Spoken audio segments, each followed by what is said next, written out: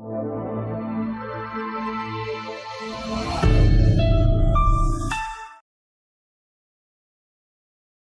everyone, how are you all doing? I hope you are doing good.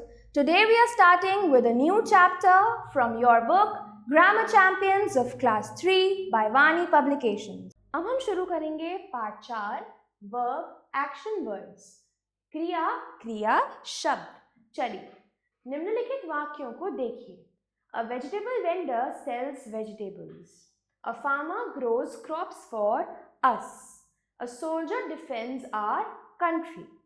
A postman delivers letters. A teacher teaches in the class. रंगीन शब्द कुछ actions दर्शाते हैं। तो ये जो हमने रंगीन शब्द देखे, sells, grows, defends, delivers, teachers, तो ये कुछ ना कुछ एक्शन दिखा रहे हैं। एक्शन मतलब क्या होता है? जो चीज़ कोई कर रहा हो, ठीक है। उन्हें क्रिया वर्ब कहा जाता है। सभी एक्शन वर्ड्स क्रियाएं हैं, तो जो भी एक्शन वर्ड्स होते हैं उन्हें हम क्रिया मतलब वर्ब कहते हैं। वर्ब वाक्य का एक महत्वपूर्ण भाग है। कोई भी वाक्य बिना वर्ब के पूर्ण नहीं हो सकता। कोई भी वाक्य वर्ब के बिना पूरा नहीं हो सकता। वर्ब का होना एक वाक्य में बहुत ज़्यादा महत्वपूर्ण है। चलिए आगे देखेंगे। निम्नलिखित वाक्यों में से वर्ब्स छाटिए। तो हमें निम्नलिखित वाक्य जो दिए हैं उनमें से वर्ब्स को छाटना है। तो आपको अब यहाँ से और अच्छा समझ आएगा। Some children play football in the park. तो यहाँ पे एक्शन वर्ड क्या है? इसके अंदर एक्शन वर्ड है प्ले, तो हम यहाँ लिख देंगे प्ले, ठीक है। The postman brings us our letters. तो इसके अंदर क्या होगा?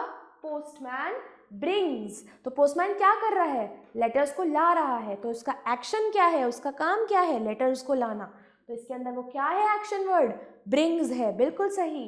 तो ब्रिंग्स इसके अंदर इसका आंसर होगा। The girl sings a sweet song. तो गर्ल क्या कर रही है? गाना गा रही है, सिंग कर रही है। तो एक्शन क्या है? काम क्या हो रहा है? गाना गाना, सिंग करना। तो एक्शन वर्ड इसके अंदर सिंग्स होगा। बिल्कुल सही।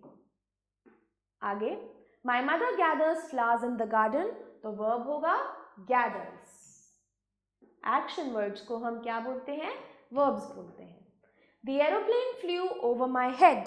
तो फ्लू, ठीक है। तो यहाँ पे क्या होगा बच्चों? फ्लू वर्ब होगा, क्योंकि फ्लू एक्शन वर्ड है। The priest prayed in the temple. तो प्रेड इसके अंदर हमारा वर्ब होगा, ठीक है। समझ आ रहा होगा आपको। अगला, my brother bought a toy gun. तो इसके अंदर बॉट हमारे लिए वर्ब कहलाएगा, ठीक है। तो बॉट। ऐसे ही 8वां देखते हैं। We sat under the shade of a tree. तो वी सैट एक्शन वर्ड क्या है? सैट है।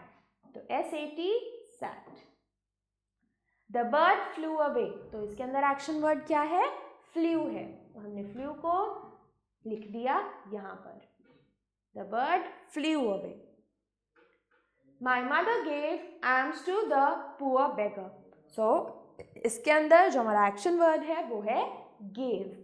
तो हम लिख देंगे यहाँ पर गेव, इस तरीके से। तो आपको यहाँ पर वर्ब्स के बारे में समझ आ गया होगा। चलिए आगे बढ़ते हैं। कॉलम ए में कुछ वर्ब्स दी गई हैं। कॉलम बी में उनके ऑपोजिट्स मतलब विलोम लिखिए, ठीक है। आपने विलोम शब्द पढ़े होंगे जिन्हें हम इंग्लिश में क्या बोलते हैं? ऑपोजिट्स बोलते हैं। तो पहला क्या है बच्चों? सिट। सिट का क्या होगा? स्टैंड। दूसरा राइज, फॉल। तीसरा smile, cry. Go, come. Open, close. Give, take. Lift, down. Catch, throw. Stop, start. Arrive, leave. तो ये हमारे कुछ ऑपोजिट्स थे और ये सारे ऑपोजिट्स एक्शन वर्ड्स हैं जिन्हें हम वर्ब्स बोलते हैं। चलिए अब हम आगे देखेंगे। वर्ब्स पार्टिसिपल्स क्रिया के बारे में अब हम और अच्छे तरीके से पढ़ेंगे और गहराव में पढ़ेंगे। Verbs have two other special forms. They are present participle, past participle. तो verbs के दो फॉर्म्स होते हैं। क्या है वो दो फॉर्म्स? पहला फॉर्म है present participle और दूसरा फॉर्म है past participle। चलिए प्रेजेंट पार्टिसिपल के बारे में पढ़ेंगे। निम्नलिखित वाक्यों को देखिए। Boys are fighting for the book, we are waiting for the train, some birds are flying in the sky, और एक और है the children are making a noise. ठीक है, तो हमने इन वाक्यों को पढ़ा। पांचवा भी पढ़ लेते हैं। He is learning his lesson. रंगीन शब्द बेस वर्ब्स के प्रेजेंट पार्टिसिपल रूप है। प्रेजेंट पार्टिसिपल क्रिया के मूल रूप में आईएनजी जोड़ने से बनता है। तो प्रेजेंट पार्टिसिपल क्रिया बनती कैसे है? जब हम एक वर्ब में, एक क्रिया में आईएनजी को जोड़ दें तो क्या बन जाता है? प्रेजेंट पार्टिसिपल क्रिया बन जाती है। जैसे गो प्लस आईएनजी बन गया गोइंग, वेट प्लस आईएनजी बन गया वेटिंग, फ्लाई प्लस आईएनजी क्या बन गया? फ्लाइंग, मेक प्लस आईएनजी क्या बन गया? मेकिंग, लर्न प्लस आईएनजी बन गया लर्निंग।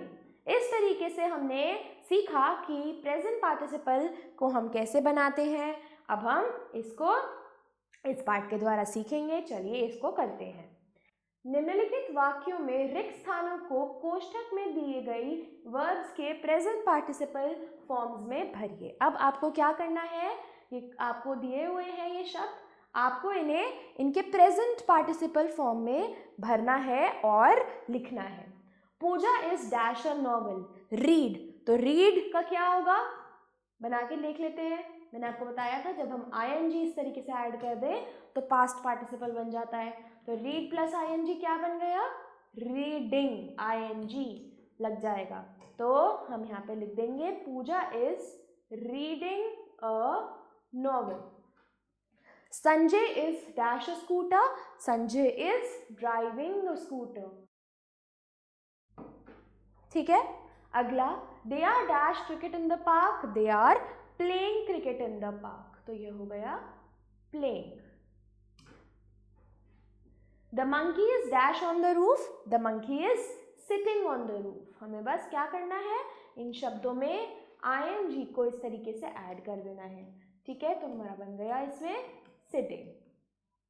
ठीक है, अगला the policeman is dash the thief, the policeman is chasing the thief.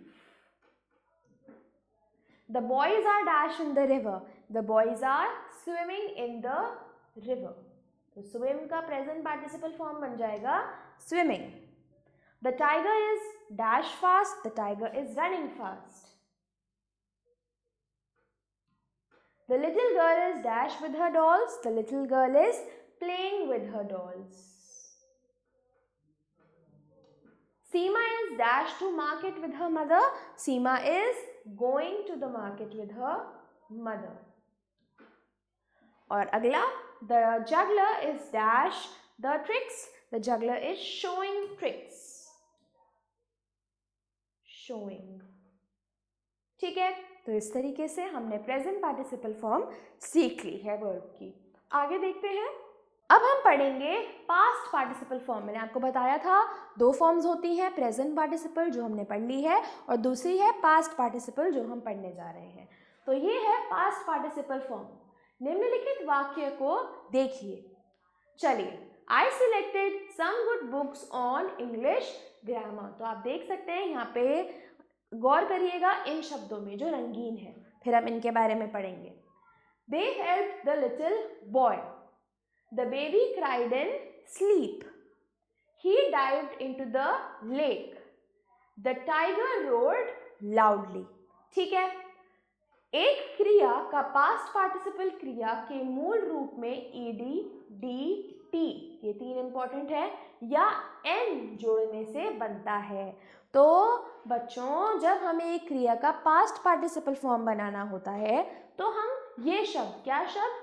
ED, D या टी या एन, ऐसे शब्द जब हम उस क्रिया में जोड़ देते हैं तो पास्ट पार्टिसिपल फॉर्म बन जाती है। अपनी मर्जी से आप कुछ भी नहीं जोड़ सकते, हर शब्द की अलग अपनी जुड़ाव होता है, हर शब्द को हम अलग अलग तरीके से उनमें शब्दों को जोड़ते हैं और उनकी पास्ट पार्टिसिपल फॉर्म बनाते हैं।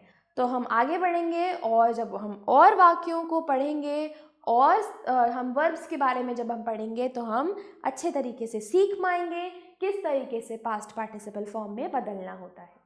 चलिए, क्रियाओं को मूल रूप बेस फॉर्म में से पास्ट पार्टिसिपल फॉर्म में बदलने के कुछ नियम नीचे दिए हैं। तो अब हमारे पास कुछ नियम है बदलने के लिए, वर्ब को पास्ट पार्टिसिपल में बदलने के लिए कुछ नियम है।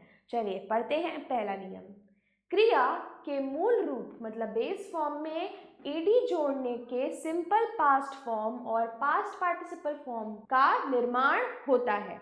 उदाहरण, वेट, वेटेड। तो जब हम वर्ब के साथ ईडी को जोड़ देते हैं इस तरीके से तो सिंपल पास्ट फॉर्म बन जाती है बच्चों, सिंपल पास्ट फॉर्म बन जाती है। Wait, waited. Play, played. Open, opened. Finish, finished. ED हमने जोड़ दिया, ठीक है, क्या जोड़ दिया? ईडी।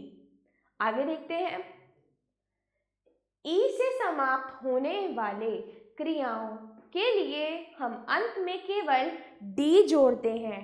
उदाहरण, move, moved. Hope, hoped. Love, loved. Dive, dived. जो क्रिया सिर्फ ई से, किससे? ई से अंत होता है, जिसका, जिन शब्दों का ई से अंत होता है तो उसके अंदर हम सिर्फ डी ऐड कर देते हैं, ठीक है, डी को जोड़ देते हैं। चलिए आगे देखते हैं। तीसरा, y से समाप्त होने वाली क्रियाओं के लिए हम y को IED से प्रतिस्थापित मतलब रिप्लेस करते हैं। उदाहरण, ट्राई, ट्राइड। Dry, dried. बरी, बरीड। Copy, copied. तो जो y से एंड हो रहे हैं, देखो जैसे ये y से अंत हो रहा है इस शब्द का, इस क्रिया का, तो हम उसके अंदर क्या ऐड कर देते हैं? IED ऐड कर देते हैं, ठीक है।